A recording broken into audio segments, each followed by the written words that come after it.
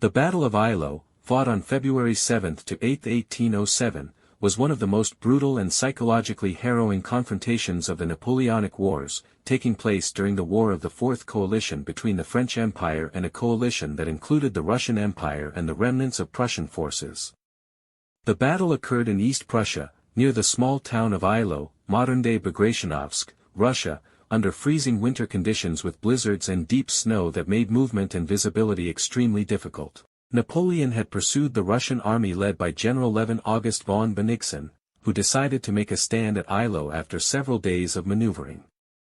The French seized part of the town on the evening of February 7 in intense house-to-house combat, during which both sides suffered heavy losses. That night, Napoleon established his headquarters in the town church, and as the snow fell and temperatures dropped, wounded soldiers on both sides froze to death on the battlefield. On the morning of February 8, the Russians launched a massive artillery bombardment followed by a full-scale attack against the French center, which was dangerously thin and exposed due to the delay in the arrival of reinforcements from Marshals Davout and Ney. Facing collapse, Napoleon ordered a legendary cavalry charge led by Marshal Murat, involving approximately 10,000 heavy cavalrymen, including cuirassiers and carabineers. This charge, one of the largest and most dramatic in European military history, temporarily pierced the Russian lines and halted their momentum, but at great cost. Meanwhile, Davout's corps attacked the Russian left flank, creating a temporary advantage for the French, but the arrival of Prussian reinforcements under General Lestock bolstered the Russian right, threatening to encircle the French. Marshal Ney arrived late in the afternoon, attacking the Russian left but too late to alter the outcome decisively. As darkness fell and snowstorms resumed, Bennigsen chose to withdraw his army in good order, preserving its fighting strength.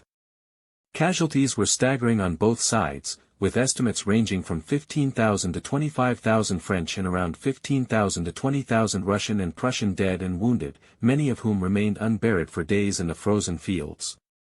Unlike Napoleon's previous brilliant victories such as Austerlitz, Eylau ended in a bloody stalemate that shook the morale of the French army and dented the myth of Napoleonic invincibility. Despite claiming a nominal victory, Napoleon failed to destroy the Russian army, and the sheer scale of the slaughter deeply disturbed him, reportedly causing him to remain silent and reflective after the battle.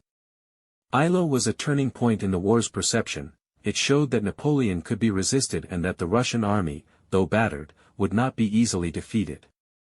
The stalemate would only be broken 4 months later at the Battle of Friedland, where Napoleon finally achieved the decisive victory he had sought at Eylau.